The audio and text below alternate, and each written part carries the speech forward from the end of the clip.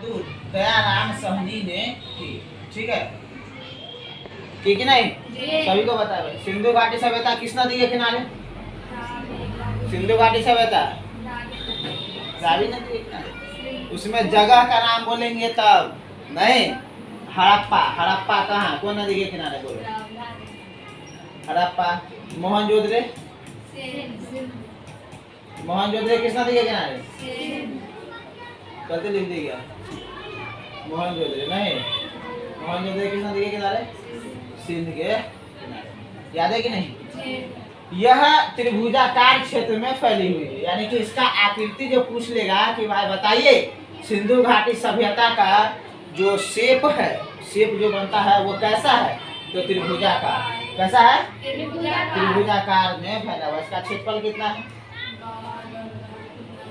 इकाई, दहाई, सैकड़ा, हजार, दस लाख, 10 लाख नहीं, 12,99,600। ठीक है, ये अलग अलग जगह पर अलग अलग दिया रहता है, तो इसके लिए कोई दिक्कत नहीं। इतना क्षेत्रफल नहीं।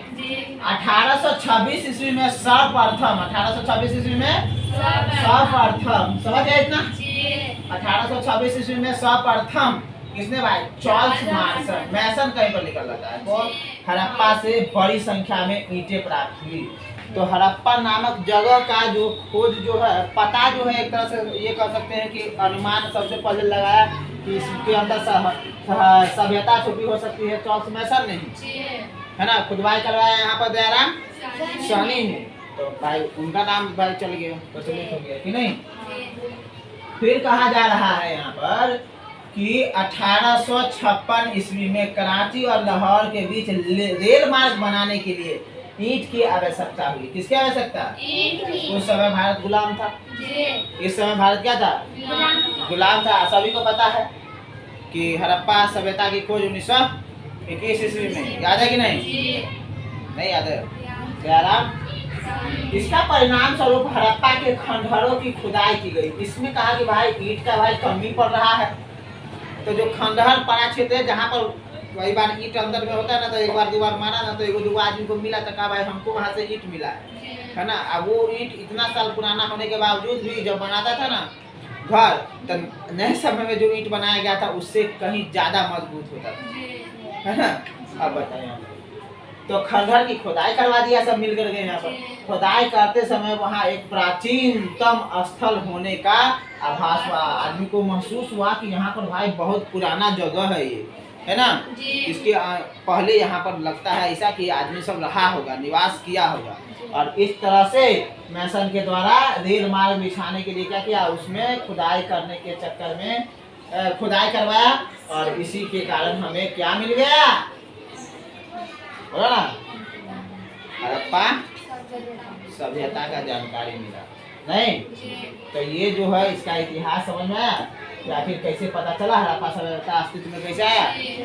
खोज रहा था, किसी और काम के लिए काम कर रहा था। विद्वानों ने हड़प्पा को सिंधु घाटी सभ्यता की प्रथम राजधानी कहा है ना? लेकिन सबसे बड़ा शहर घोषित किया मोहनजोदड़ो को। ऐसा भी अनुमान लगाया कि मोहनजोदड़ो ही इसका राजधानी रहा होगा।